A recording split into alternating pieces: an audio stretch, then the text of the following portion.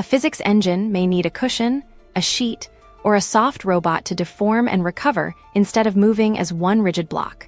One common model replaces that continuous object with point masses joined by springs. The spring law describes each connection, but the pattern of connections decides which changes of shape the model can feel. We will begin with the smallest network that exposes that design problem. 4 equal masses begin at the corners of each square. The 2 bottom masses are pinned, and the same sideways load pulls the top pair. The first graph has only edge springs. The second adds 1 diagonal spring. The third adds both diagonals. Which graphs resist the sideways shear and keep a square-like shape? Choose every graph that can supply a restoring force. I expect the edge-only graph to fold because its corners can rotate. 1 diagonal should make triangles and 2 diagonals should resist the same shear as well. Apply the same illustrative load. The braced graphs move only slightly because changing their shape stretches at least 1 diagonal. The edge-only graph follows a different path. It becomes a rhombus while its top, bottom, left, and right connections all keep their original lengths. Every modeled edge still reports 0 extension, so every edge spring reports 0 elastic restoring force. The unmodeled diagonal changed, but the force law cannot respond to a connection that does not exist. This is a missing resistance mode. The local law is correct, while the network topology is incomplete for the material behavior we wanted. The edge-only square failed because none of its modeled connections changed length. To understand exactly what information was missing, isolate one connection. It needs a rest length before it can measure deformation. At the rest length, its extension is 0. Move the right endpoint outward, and the extension becomes the current length minus the rest length. The spring responds to that relative change, not to either endpoint's absolute position. Hooke's law supplies the force that Newton's second law needs. In one dimension, the equation says that the spring force equals negative stiffness times the change in length. The letter K represents the stiffness. It says how strongly the spring responds. The letter X is the current length minus the rest length. It is positive when the spring is stretched and negative when the spring is compressed. The negative sign says that the force acts to undo that change. For 2 moving endpoints, normalize the vector between them to obtain the connection direction. A stretch spring pulls the left node rightward and the right node leftward with equal magnitudes. Hooke's law computes the force. Newton's second law then turns the total force on each node into acceleration. The 2 spring forces form an internal pair, so their vector sum is 0 even while they change the node's separate velocities. Pin one endpoint and give the other endpoint a mass. Newton's second law now turns the restoring force into an oscillator. The mass times acceleration equals minus the stiffness times displacement. Its angular frequency is the square root of stiffness divided by mass. More stiffness makes this ideal oscillator faster, while more mass makes it slower. Release the mass from maximum extension. Elastic potential energy begins at its maximum, while kinetic energy begins at 0. At the center, the spring reaches its rest length, and the kinetic energy is largest. The 2 bars trade energy, but their sum remains fixed in this undamped ideal model. An ideal spring would oscillate forever. A simple axial damper measures the endpoint's relative velocity along the connection. It opposes that relative motion, so the visible oscillation shrinks. The resolved mechanical energy ledger decreases, and a separate transfer ledger records energy entering degrees of freedom that this model does not resolve. Changing the damping parameter changes the physical response. Light damping allows several overshoots. Critical damping returns rapidly without oscillating in the ideal linear case. Stronger damping can return more slowly. These are 3 model behaviors, not 3 numerical time steps. Now hold the mass, stiffness, initial state, and symplectic-Euler update fixed. Only the time step changes. The fine step is a small fraction of the oscillator's period. The coarse step is slightly longer than the bounded oscillation limit for this test, which computed trace should remain bounded. The fine step trace should remain bounded. The coarse update changes the state too much before it samples the restoring force again.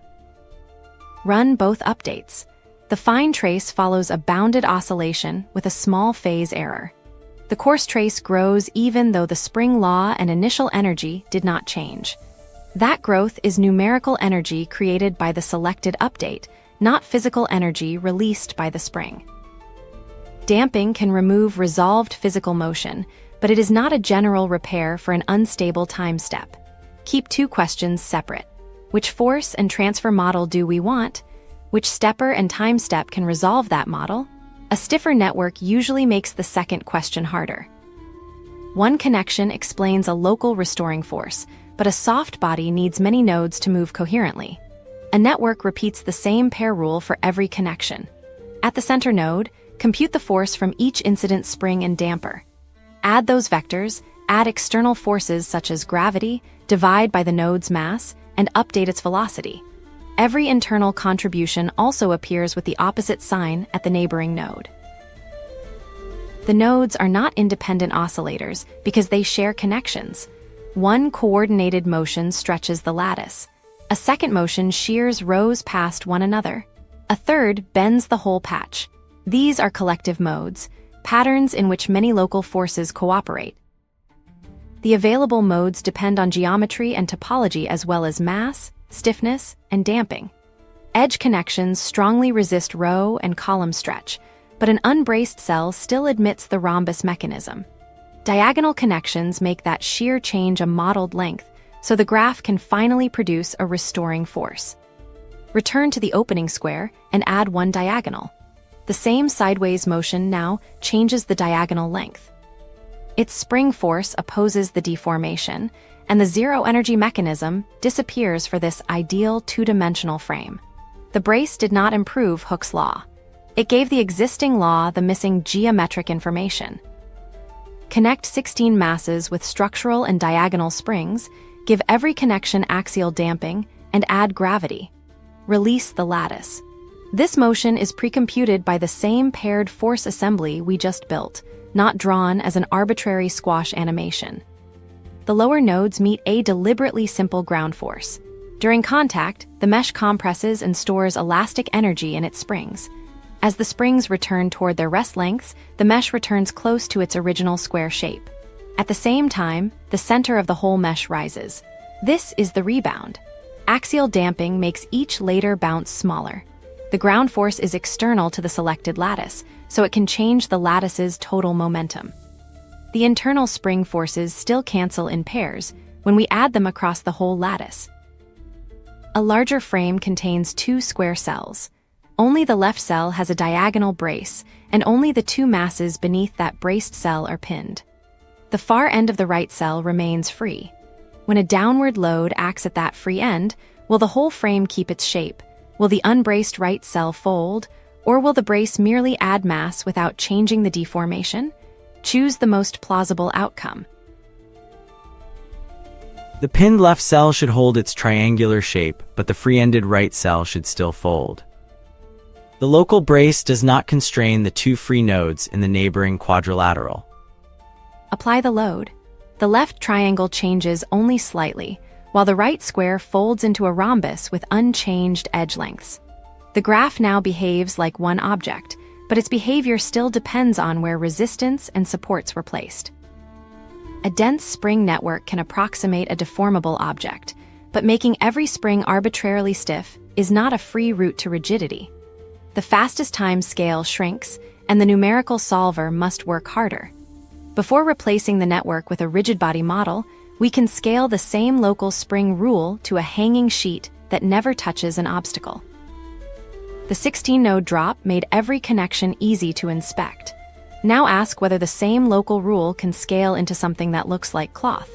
This hanging curtain contains 273-point masses. The top row is held in place, gravity pulls every other mass downward, and there is empty space beneath it. This scale test does not need collision detection. Fade the colored skin, and the construction becomes visible. Each moving point receives gravity. Every listed pair of neighboring points uses the same spring force and the same relative motion damping that we already tested on the smaller networks. Diagonal and two-step connections are also computed, even though drawing all of them would hide the curtain. Holding the top row is a prescribed boundary condition, not a search for an obstacle. A short gust will push the curtain out of its flat plane. Will the whole sheet move like one rigid board? Will only the points touched first move? Or will the disturbance travel through the network while the anchored top edge stays fixed? Choose the most plausible motion. I expect the disturbance to travel. A displaced point stretches its connections, and those connections pull on neighboring points while the fixed top row prevents the entire curtain from drifting away. The gust begins, and the nearest part of the curtain moves out of the original plane. The stretched connections pull their shared points, so the deformation travels across the sheet instead of staying local. The many small motions combine into a visible wave. The gust has now stopped, but the curtain keeps moving because its points still have velocity and its springs still hold elastic energy. Damping transfers some of that resolved mechanical energy away, so the later ripples become smaller and the curtain returns toward rest. No contact force appears in the simulation because the curtain never touches another object. Draping the same network over a sphere would require the simulator to detect which points intersect the surface and to compute a repulsive response. We will add that separate model only after contact has been explained. This curtain needs hundreds of positions and velocities because its changing shape matters. When an object's deformation is small and the question is only about its overall motion, carrying every point can be unnecessary. The next episode keeps the center position and the overall orientation directly, then asks why the location of a push determines whether the body translates, spins, or does both.